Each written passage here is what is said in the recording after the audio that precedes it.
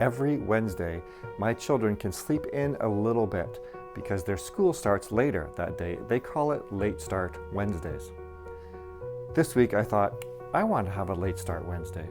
In fact, maybe I want a No Start Wednesday. Like it's still dark outside, there's a lot of new snow on the driveway, and maybe I just don't really feel like doing all of the things that I have to do. I don't really want to be an adult today. Well, as you know, December 21st is the winter solstice. That is the darkest and longest night of the year. Our days are getting shorter and have been getting shorter little by little, and they keep doing so until December 21st. But did you know that the winter solstice used to be on December 25th? The Julian calendar had an error. Our years are actually 365 days, 6 hours, 11 minutes, and some seconds long. And so as the years progressed, the winter solstice kept moving earlier and earlier in the year.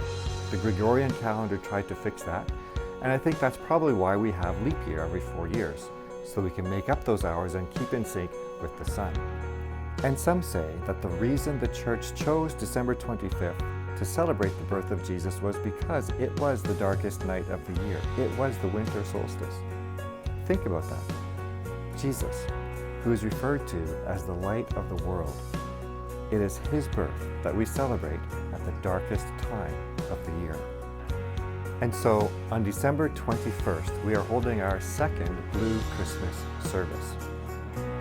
The purpose of this service is to reveal how God is working in the midst of darkness. You see, sometimes we get so enthralled and so caught up in our loneliness and our despair, our grief, and the dark times in our lives that we don't even notice God's work when it's right in front of us. And so the Blue Christmas service is here to help us see how God is working around us. We want you to know that you are not on this journey alone.